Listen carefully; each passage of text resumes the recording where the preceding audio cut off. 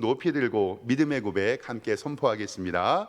나는 천지를 지으신 여호와께 복을 받는 자입니다. 아멘.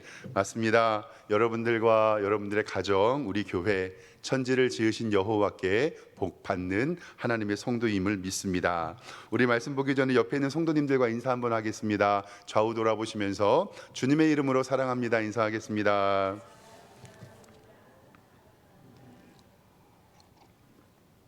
오늘 예배 너무 잘 오셨습니다. 하나님께서 오늘도 우리에게 은혜 주실 줄 믿습니다. 우리의 인생 예수님 알기 전에는 살아가는 이유도 몰랐고 어디서 왔는지 그리고 죽어서 어디로 가는지 우리의 존재의 이유도 모른 채 살아가던 때가 있었습니다. 가끔씩은 내가 이렇게 사는 것이 맞는가? 라는 철학적인 고민도 하게 되고 죽으면 인생이 끝나는 건가? 라는 생각도 하게 됩니다. 그리고 내가 지금 이렇게 사는 것이 맞는가라는 고민도 들 때가 있습니다. 그런데 예수님을 믿게 되면 나의 이런 존재론적 질문은 해결이 됩니다. 예수님께서 나를 이 땅에 보내신 이유를 분명히 알고 예수님께서 우리에게 하신 그 십자가의 사랑을 기억하며 내가 이 세상에서 어떻게 살아야 할지가 분명히 인식되기 때문입니다. 예수님께서 나를 위하여서 십자가 지시고 못 박혀 죽으신 것이 믿어지고 그 이후에는 우리는 삶의 목적과 방향이 바뀌게 되는 것을 보게 됩니다. 그러므로 말미암아서 우리의 목적과 존재 그리고 예수님 믿은 다음에는 우리가 왜 살아야 하고 어떻게 살아야 하고 그리고 죽어서 어떻게 되는가의 문제에 대한 해결을 받게 됩니다. 그래서 오늘은 우리의 존재의 목적 또 예수님께서 우리를 부르신 목적에 대해서 좀 살펴보길 원하는데요. 예수님께서 십자가에 못 박혀 죽으시기 전에 예수님께서 제자들에게 하신 말씀인데 다락방에서 만찬을 하시는 말씀 함께 좀 화면 보겠습니다. 요한복음 17장 18절 말씀에는 이렇게 기록되어 있습니다. 아버지께서 나를 세상에 보내신 것 같이 나도 그들을 세상에 보내었고, 그러니까 오늘 말씀 가만히 보면 예수님께서 이 땅에 오신 이유를 분명히 말씀하시는데 하나님 아버지께서 예수님을 이 땅에 보내신 것 같이 나도, 여기서 나도는 예수님이거든요. 나도 그들은 예수님의 제자인데 아버지께서 나를 세상에 보내신 것 같이 나도 그들을 세상에 보냈다라고 말씀하십니다. 그러니까 하나님께서 예수님을 이 땅에 보내신 목적과 이유 그리고 예수님께서 제자를 파송하시며 예수님의 제자를 세상에 보내신 이유가 같다라는 것을 성경에서는 이야기합니다. 세상으로 아버지께서 나를 보낸 것을 믿게 하옵소서라고 성경은 이야기를 합니다. 다시 한번 좀 정리해 보겠습니다. 예수님은 제자들을 부르신 목적이 하나님께서 나를 세상에 보내신 이유가 같다라고 얘기합니다. 즉 예수님께서 십자가 지시고 인류 구원의 뜻을 이루신 것처럼 우리들을 예수님의 제자들을 보내시어 하나님의 복음, 십자가의 은혜를 세상에 선포하기 위함입니다. 그래서 요한복음 다음 화면 보겠습니다. 요한복음 17장 22절 말씀에 보세요. 내게 주신 영광을, 이 내는 예수님을 얘기하는 거거든요.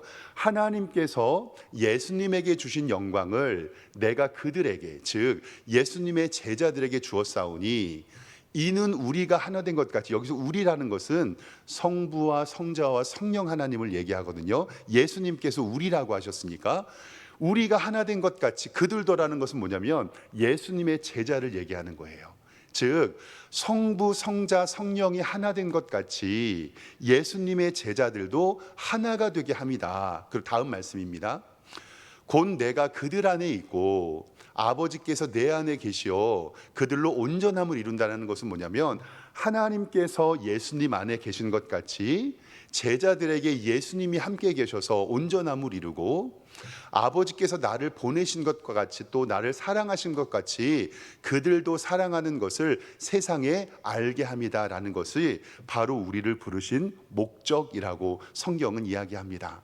즉 예수님께서 십자가에 못 박혀 죽어서 우리를 구원하러 이 땅에 오신 것처럼 예수님의 제자들도 그 이유로 세상에 보내셨다라고 이야기를 합니다.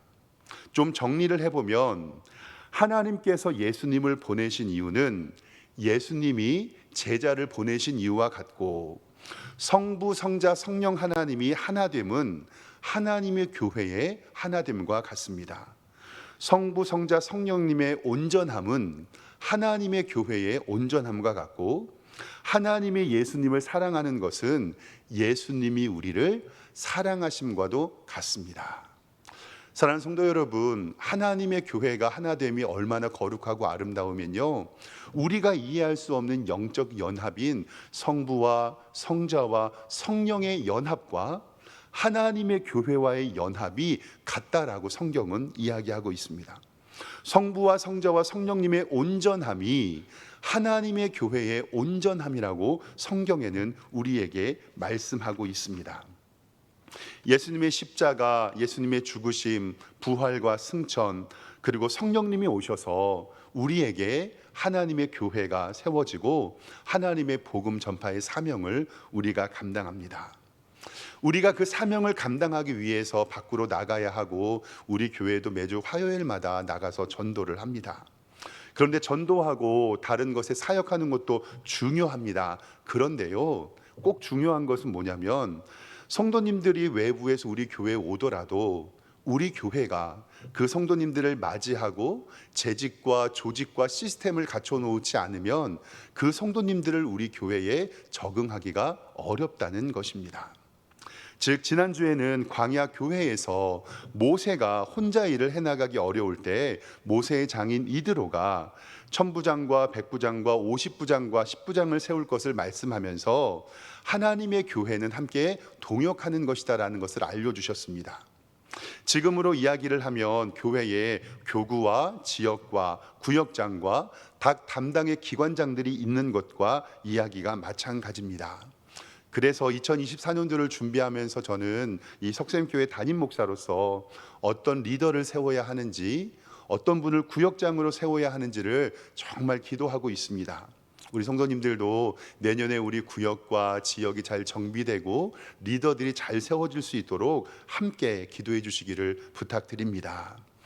지난주에는요, 광야 교회의 일꾼 세우는 법을 보았는데, 오늘은 초대교회의 일꾼 세우는 것을 한번 좀 살펴보기를 원합니다. 광야의 교회나 초대교회나 일꾼을 세우는 일의 시작은 똑같습니다. 모세에게 너무 일이 많았고 신약교회에서는 사도들에게 일이 너무 많았다라고 성경은 이야기합니다. 오늘 말씀 성경을 좀 보겠습니다. 오늘 성경 말씀 사도행전 6장 1절에 보면 이렇게 기록되어 있습니다. 그때에 제자가 더 많아졌는데, 초대교회가 부흥하면서요, 한 번에 3,000명이 회개하고 5,000명이 회개하는 일들이 일어납니다. 그들이 교회에 들어오니까 8,000명이라는 성도가 들어왔어요. 그러니까 교회가 한 번에 8,000명이 넘는 대형 교회가 되어버린 것이었습니다. 그래서 오늘 말씀에 6장 1절에는 어떻게 기록하고 있냐면, 그때의 제자가 더 많아졌는데 헬라파 유대인들이 자기의 과부들이 매일 구제에 빠짐으로 히브리파 사람을 원망했다라고 성경에 기록되어 있습니다. 교회 안에 지방색이 없는 것이 가장 좋지만 초대교회도 어쩔 수 없는 지방색이 조금 있었던 것 같아요. 그래서 유대인들인데 헬라 지역, 로마 지역의 영향을 받았던 유대인이 있고 히브리 본토 사람이 있었다라는 것을 이야기합니다. 근데 말과 언어가 문화가 조금 다르니까 조금 끼리끼리 문화가 있었던 것 같아요. 오늘 문제가 뭐냐면, 헬라파 유대인들이 교회에 와서 봉사하는데 자신들만 하는 것 같은 거예요. 그러니까 자신들의 엄마 아빠하고 자녀들 과부들만 일하는 것 같으니까 히브리파 사람들을 원망하게 됩니다. 그러니까 우리나라로 얘기하면 뭐냐면요, A 지역에 사는 사람들이 교회에 와서 봉사하는데 자기들이 볼 때는 자기들만 하는 것 같고 B 지역의 사람들은 하는 것 같아요, 안 하는 것 같아요? 안 하는 것 같습니다. 그러니까 반대쪽 사람들을 원망하게 됩니다. 교회 봉사 사역은 기쁘게 참여해야 하는데 맨날 나만 하는 것 같고 나만 고생하는 것 같으니까 심술이 나서 시험에 들었습니다. 우리 교회는 절대 이런 일 없지요. 할렐루야, 아멘. 그런데 봉사의 기쁨이 되고 기쁨이 되는 것이 아니라 심술이 나니까 예수님의 12사도가 그 일을 계속해서 감당합니다. 그런데 12명의 사도가 8,000명이나 되는, 그리고 더 많은 성도들을 관리하고 재정 출납하고 봉사하는 일을 감당하다 보니까 문제가 생기죠. 그래서 목회자들이 사도들이 성도들을 모아놓고 지금으로 이야기하면 회의를 합니다. 오늘 말씀 성경 보겠습니다. 6장 2절 말씀 성경 보면요, 12사도가 모든 제자를 불러가르되 우리가 하나님의 말씀을 제쳐놓고 접대를 일삼는 거예요. 접대라는 것은 봉사와 구제와 사회봉사를 얘기합니다. 접대를 일삼는 것이 마땅하지 아니하니 3절 하반절에 우리가 이 일을 그들에게 맡기고 4절에 우리는 오로지 기도하는 일과 말씀 사역에 심쓰니다라고 성경은 기록하고 있습니다. 즉 교회 안에는 목회자의 일과 성도의 일이 구분되어 있음을 우리에게 알려주고 있습니다. 일의 종류가 차이가 있음을 성경은 이야기하고 그 일 때문에 초대교회의 7집사가 세워지는 기초가 오늘 사도행전 6장에 나옵니다. 그리고 일꾼들을 뽑습니다. 이렇게 신약 성경에서도 사도의 일과 성도의 일을 구분하고 구약 교회와 신약 교회에서도 일을 구분하는 것은 뭐냐면 모세의 일과 천부장과 백부장과 이 10부장과 50부장의 일을 구분했고 신약 교회에서도 목회자와 성도의 일을 구분했던 것을 우리는 성경 말씀 통해서 알고 있습니다. 그래서 이 초대교회는 이렇게 7집사를 세우고 안수식을 한 다음에요, 오늘 말씀 7절에 보면 하나님의 말씀이 점점 왕성하여 예루살렘에 있는 제자의 수가 더 심히 많아지고 허다한 제사장의 무리도 이 도에 복종하느니라. 아멘. 우리 교회도 얼마 전에 안수집사 한 분과 권사 두 분을 임직했습니다. 우리 교회도 이렇게 일꾼을 잘 뽑았으니 하나님의 교회가 왕성하고 부흥될 줄 믿습니다. 오늘 말씀에서 광야 교회와 초대교회의 일꾼을 세우는 것을 보며 어떻게 하나님의 교회의 일꾼을 세워야 하는지 오늘은 4가지만 함께 좀 살펴보도록 하겠습니다. 첫 번째, 우리가 꼭 기억해야 될 것은 뭐냐면 하나님은 사람을 통해서 일하신다는 사실입니다. 인류의 역사, 성경의 역사를 보면 하나님의 사명을 감당한 한 사람이 그 현장에 있었습니다. 모세를 통해서 출애굽을 이루셨고 여호수아를 통해서 가나안 정복 전쟁을 마치셨습니다. 그리고 사도 바울을 통하여 하나님의 복음을 이방 만민에 선포하게 하셨고 지금도 믿음의 위인들을 바라보면 하나님은 그 믿음의 한 사람을 통해서 일하신다고 성경에 나와 있습니다. 구약 광야 교회는 모세를 통하여 모세를 도왔던 천부장과 백부장과 50부장, 10부장이 있었고 신약 초대교회는 12사도를 도왔던 집사님들과 귀한 성도님들이 있었습니다. 그리고 우리 석샘교회에는 목회자와 장로뿐 아니라 안수 집사님과 권사님과 우리 서리 집사님들과 우리 교회 든든한 성도님들이 계신 것을 믿습니다. 성경은 우리에게 고린도전서 3장 8절을 통해서 어떻게 말씀하냐면 이렇게 이야기를 합니다. 보세요. 우리를 하나님의 일꾼으로 부르셨는데 각각 자기의 일한 대로 어떻게 돼요? 자기의 상을 받으라. 그리고 나서 9절에 이렇게 이야기합니다. 우리는 하나님의 뭐라고 얘기하죠? 동역자라.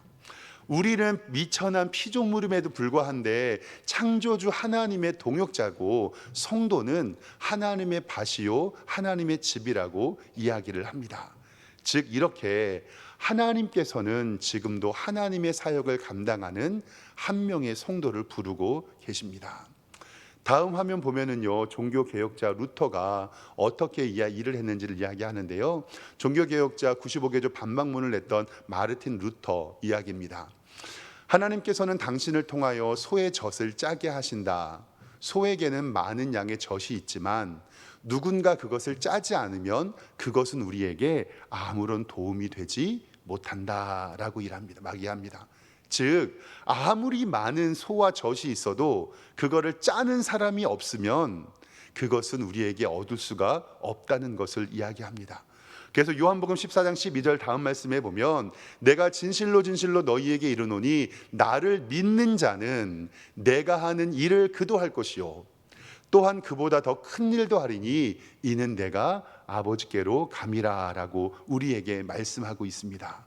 즉 하나님께서는 일하는 성도 한 명을 찾으시고 예수 그리스도보다 더 큰 일을 하신다고 말씀하시면서 다음 말씀 마태복음 9장 37절에는 이렇게 말씀합니다.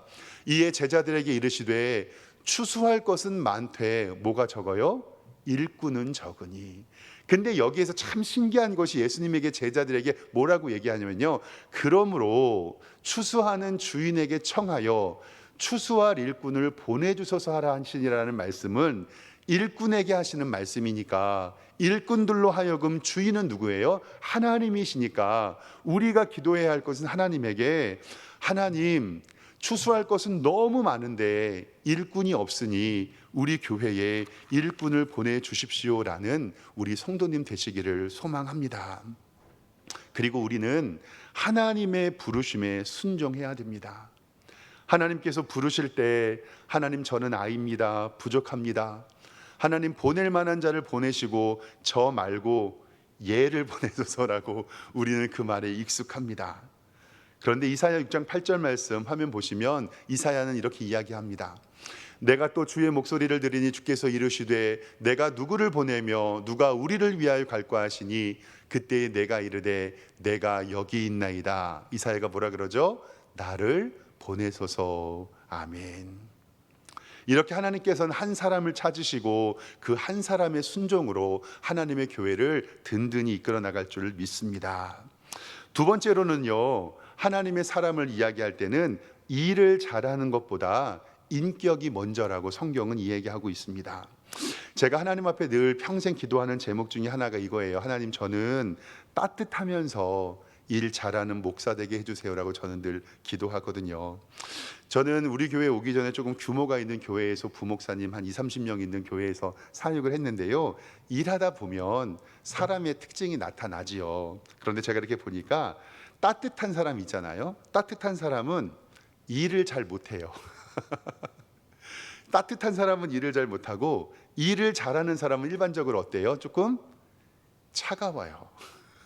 우리 성도님께 한번 여쭤보겠습니다. 만약에 어떤 한 목사님이 계신데 따뜻하고 자상하고 온유하고 사랑이 너무너무 많으세요. 근데 설교를 하면 무슨 말인지 모르겠어요. 근데 어떤 목사님은 설교는 너무 깔끔하게 잘하시고 은혜가 되는데 까칠해요. 그 목사님 옆에도 있기 싫어요. 그러면 따뜻한 목회자가 좋으세요? 설교 잘하는 목회자가 좋으세요? 그래서 앞에 있는 박 목사 부족하지만 설교 잘하면서 따뜻한 목사 될 수 있도록 꼭 기도해 주시기 바랍니다. 근데 성경은 꼭 극단적인 것을 이야기할 때가 있는데 일보다 인격, 즉 예수님 닮아가는 것이 우선이라고 얘기합니다. 오늘 말씀에요, 7집사를 뽑는 기준이 성경에 나오는데 성경 오늘 3절 보겠습니다. 형제들아, 너희 가운데 성령과 지혜가 충만하여 칭찬받는 사람 7명을 택하고, 5절 말씀에 온 무리가 이 말을 기뻐하여 믿음과 성령이 충만한 사람을 세웠다라고 성경을 얘기합니다. 충만한 것이 3개 있었는데요, 성령 충만, 지혜 충만, 믿음 충만하고, 그리고 마지막 4번째로는 뭐 듣는 사람이요? 칭찬 듣는 사람. 7집사를 뽑을 때 일 잘하는 사람을 뽑은 게 아니라 성령이 충만하고 지혜가 충만하고 믿음이 충만하고 칭찬받는 사람을 성경에서는 하나님의 일꾼으로 뽑았습니다. 그리고 지난주 말씀에 천부장과 백부장과 50부장, 10부장을 뽑는 기준도 화면 보겠습니다. 출애굽기 18장 21절 말씀에 이렇게 기록이 되어 있습니다. 너는 또 온 백성 가운데서 능력 있는 사람들, 곧 하나님을 두려워하며 진실하며 불의한 이익을 미워하는 자를 살펴서 백성 위에 세워 천부장과 백부장과 50부장과 10부장을 삼아라 그랬는데, 다시 보세요. 너는 또 온 백성 가운데 무엇 있는 사람이요? 능력 있는 사람. 아니 목사님 보세요, 능력 있고 일 잘하는 사람 뽑으라고 했잖아요. 근데 보세요, 능력 있는 사람들, 그걸 설명하는데 곧 누구예요? 첫 번째, 하나님을 두려워하며, 두 번째 어때요? 진실하며, 세 번째, 불의한 이익을 미워하는 자를 살펴서 천부장과 백부장과 50부장을 뽑으라고 말씀을 합니다. 일 잘하면 좋지요. 그런데 하나님의 교회는요, 일 잘하는 사람보다 인격이 먼저라는 것을 꼭 기억하시길 바랍니다. 그래서 우리는 기도할 때 하나님, 내가 교회를 위하여서 무엇을 할까, 이 기도보다 하나님, 내가 하나님 앞에서 어떤 사람이 될까요? 라고 기도하는 것이 먼저입니다. 그래서 사도 바울이 디모데 후서에서 디모데에게 편지를 씁니다. 디모데야, 교회에 여러 가지 그릇이 있어. 금그릇도 있고 은그릇도 있고 나무그릇도 있고 질그릇도 있는데 나중에 봐봐라, 그 그릇 가운데에서 사용되는 것은 어떤 그릇이다? 깨끗한 그릇이다. 디모데후서 2장 21절 화면을 통해서 보겠습니다. 그러므로 누구든지 이런 것에서 자기를 깨끗하게 하면 귀히 쓰는 그릇이 되어 거룩하고 주인의 쓰임에 합당하며 모든 선함에 준비가 된다라고 이야기를 합니다. 우리는 능력에 따라서 금그릇과 은그릇과 나무그릇을 생각하기를 원하지만 성경은 우리에서 말하는 것은 금그릇과 은그릇과 능력과 일 잘하는 것을 보는 것이 아니라 깨끗함을 본다는 사실을 꼭 기억하시길 바랍니다. 세 번째로는 일은 나누고 힘은 모아야 되는 것을 꼭 기억하십시오. 성경은 우리에게 철저하게 일은 나누라고 말씀하시고 힘은 모으라고 말씀합니다.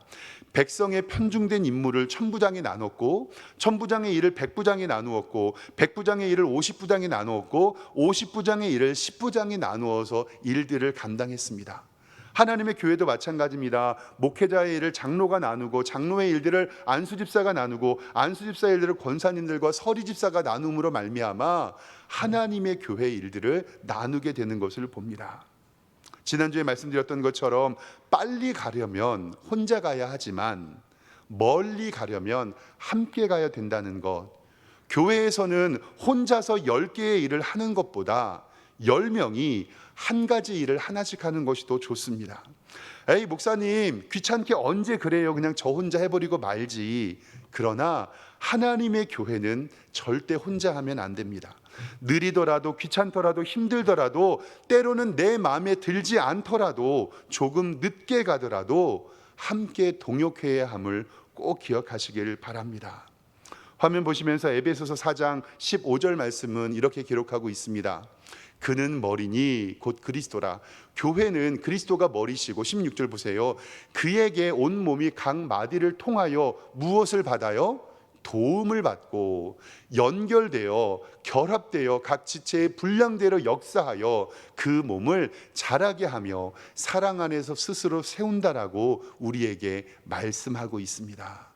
그러니까 하나님의 교회에서 일할 때는 일은 나누고 힘은 어떻게 해요? 모아야 됨을 꼭 기억하시길 바랍니다. 우리 교회에 참 감사한 일이 있었습니다. 임직식 마치고 나서요, 이제 저기 천장에 달려있는 모니터, 제가 보는 TV 모니터 있잖아요. 저게 조금 멀리 있고 그리고 좀 작아서 저는 잘 안 보였었거든요. 근데 임직식 이후에 우리 임직하는 성도님께서 귀하게 헌물해 주셔서 저기 뒤에 있는 모니터를 떼고 이렇게 앞으로 옮겼습니다. 근데 오늘 예배 드리는데요, 너무 잘 보여서 좋아요.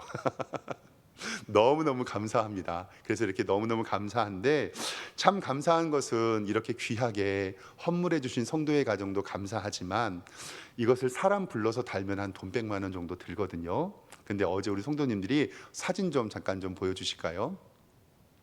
우리 장로님을 비롯해서 우리 집사님들과 우리 청년들이 교회 나와가지고요, 저렇게 사다리 세우면서 아침 9시부터 저녁 6시까지 오셔가지고요, 저기에 이제 우리 허태령 집사님은 안 보이시잖아요. 지금 어디 안에 계시냐면 저 옥상 위 안에 계십니다.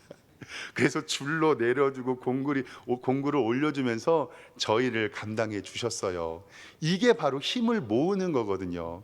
장로님이 때마침 점심시간에 와주셔서 짜장면 사주시면서 우리 위로해 주셨는데, 저요 우리 성도님들과 함께 일하고 또 권사님들 오셔서 청소해 주시고 장로님 오셔서 함께 교제하면서 묘한 감동이 있었어요. 왜냐하면 교회는 이런 곳이구나, 하나님께서 힘을 모아서 하나님의 교회를 사용하시는 것을 바라보면서 앞으로 우리 교회는 일은 나누고 힘을 모으면서 하나님의 교회를 든든히 세워나갈 줄 믿습니다.